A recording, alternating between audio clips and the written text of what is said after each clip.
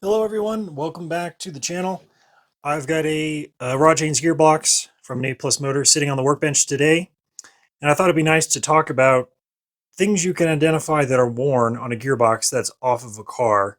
So for instance, if you come across a gearbox at a swap meet or off of Marketplace or somewhere where there's no way to test it out on a car, these are things you might want to watch out for because it tells you sort of the condition of the components and also helps you identify parts you're going to need to order for the rebuild. As a general rule, I always do all the bearings in a gearbox, no matter what. That's my plan, as well as the shafts. Unless I take it apart and find that the shafts are completely perfect, then I'll skip the shafts. But always do the bearings. There's so much debris that rains down in this box, and the box itself generates its own debris that the bearings go through a tremendous amount of wear and tear. And you should always plan on doing a full complement of bearings no matter what. But the purpose of this video is to just identify stuff that's worn without having to take it apart. So let's start with the output shafts here. Again, this is a pot joint style gearbox, so it has these splined output shafts. And a good gearbox won't have much play here. However, this one, you'll notice the whole shaft can fall inwards when I push on it and just wiggle around. So that tells me right away that the bearings inside the diff cage assembly here are shot. There's a fiber washer that commonly breaks apart, and that one's gone. So this is gone. Also, the bearing inside this casing here needs to be redone as well. So that's number one, is just identify your output shafts and how they feel. This one's the same on both sides. I won't bother showing you the other side, but they're both equally worn out.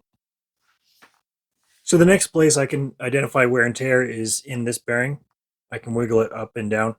So it tells me that the inner shaft and the bearings here have wear and tear. So I'll be doing those bearings. But like I said earlier, my plan is to do all the bearings anyway, but that's just an easy one to identify. Also, you want to look at the inside of these teeth. Make sure there's no pitting or scoring happening inside these teeth, as well as the rest of the teeth in the gearbox, because that's an indication that the wear and tear is excessive on a gear, and you should replace it if you see any pitting or scoring.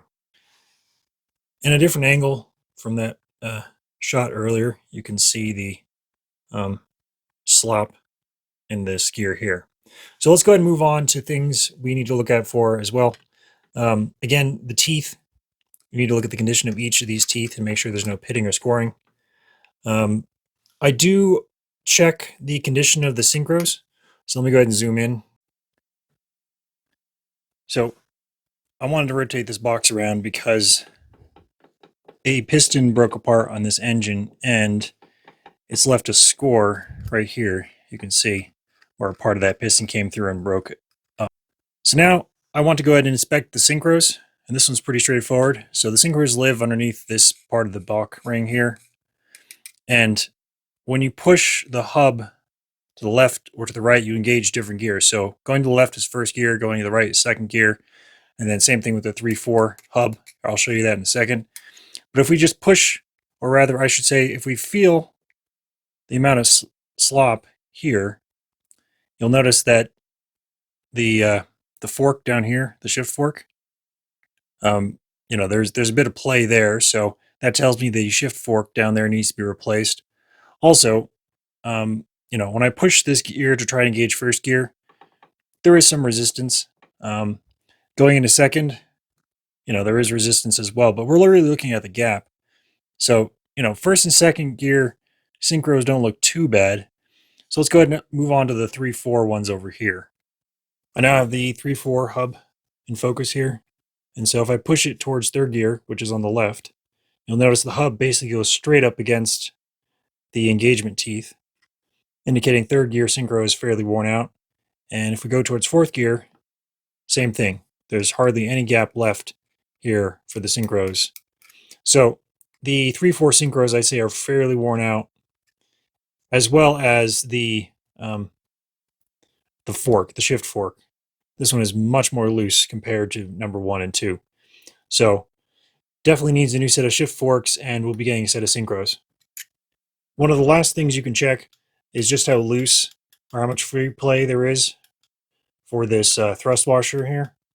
And there are two of them, one on each side of the box. But you can pull the pull the gear set to the right and just feel how much play there is, and that'll tell you.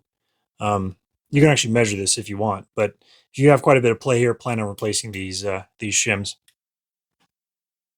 This is not necessarily a wear item, but I just wanted to point out that this gasket here catches a bunch of debris coming off of the box, and you can see this little cache of steel and aluminum fragments that have been building up in this box over time, and clearly haven't been able to escape because they're caught in this little pocket created by this gasket. So just be aware of this spot here having the ability to collect tons of debris, and this is all again broken up bits of a piston that have come apart in this engine. So this is yet another reason why you need to do a full strip down on a gearbox whenever you have a chance when it's out of the car, because you never know what you're going to find. So the last but not least place to check are the threads on the box. This one's got a fancy drain plug, and these threads are in great shape, so I don't need to do anything other than just clean off this area before I put on a new crush washer. A lot of these gearboxes, they get their threads stripped out from people over torquing the nut trying to stop an oil leak here. So just check the surface, the sealing surface, make sure it's free of scars or damage, and then make sure that it's got all the threads going into the case, because that's just an annoying task to have to fix later on, especially if it's on the car and you didn't notice it when you were doing a gearbox rebuild. Also check the other threads, condition of the case threads as well. Make sure these are all clean and free of debris before you reassemble the case. So hopefully you guys found the video interesting or helpful. If you did, let me know in the comments below. Otherwise, stay tuned for another episode, and thanks for watching. I'll see you soon.